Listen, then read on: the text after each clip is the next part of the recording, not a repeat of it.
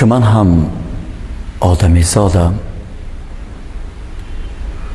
گهی جمع و گه آشفته، برای عمر و شیر و عشق خطاهای ز من رفته، خطاهای به رفتار و به گفتارم،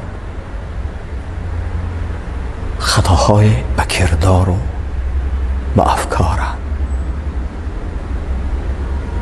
که پیش خویش میدانم که من عمری ز افکاری خود افگارم، که بر داغ گناهانم گرفتارم.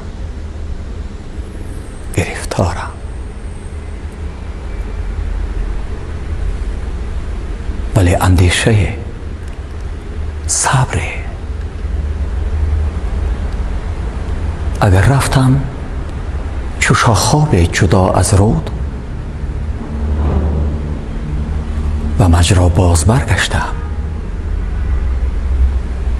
چو ماهی گر پریدم یک قد نیزه ز سطح آب،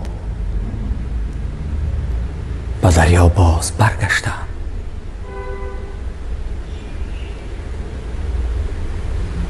اگر بشکست شاخه از درخت آرزوی من، به خاک اعتقاد زندگی یک ریشم افزود. گهی یک لغزشم به بود از 100 ناصح ترسو، طفیل یک خطا در سر 1000 اندیشم افزود. طفیل یک خطا در سر 1000 اندیشم افزود.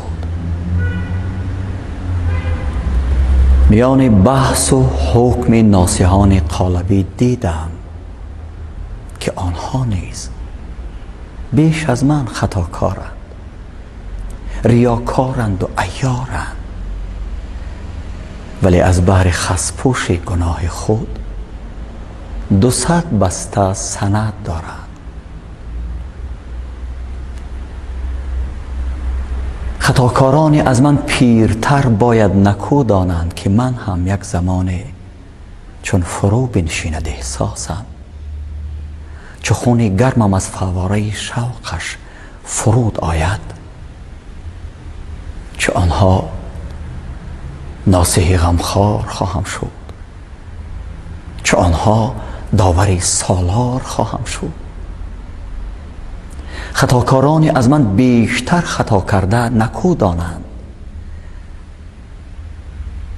که بهر هر خطای من شرف بادا به آنان نیز سببگارند، که بهر هر خطای من گناهکاران بسیارند. ولی صبر چو روز برشوم بر قله خود، شما ای ناصحان خردبین من، میباید با هزاران رنج از آن دیدگاه خود 2 قله باز بالاتر برآیید از مقام من، وگرنه با چه معیاری ز پای کوه جرم قله را نادیده میبینید شما ای داوران ناتمام من. من آخر میرسم بر قله خود که او در این جهان، در این زمین است. من انسان میکنم خود را بدانید، خطای آخرین من همین است.